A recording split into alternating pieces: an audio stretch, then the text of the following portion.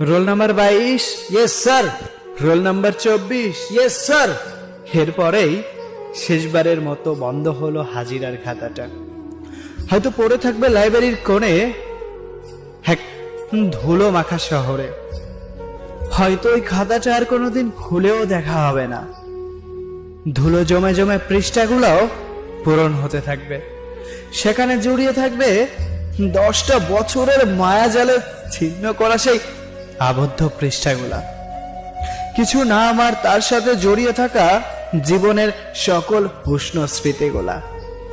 বন্ধু, আজ আমি কলেজ যাব না, তুই আমার প্রেজেন্টটা দিয়ে দিস। তখনই স্যারের হাতে ধরা খেয়ে কান ধরে দাঁড়িয়ে থাকা। আমাকে কান ধরিয়ে দাঁড়িয়ে থাকতে দেখে ওই দিনে সকলের তামাশা। সকলে আমাকে নিয়ে টোল করতে থাকলো। সেই বন্ধু আমাকে নিয়ে টোল করলো যেই বন্ধুর জন্য আমি কান ধরেছিলাম।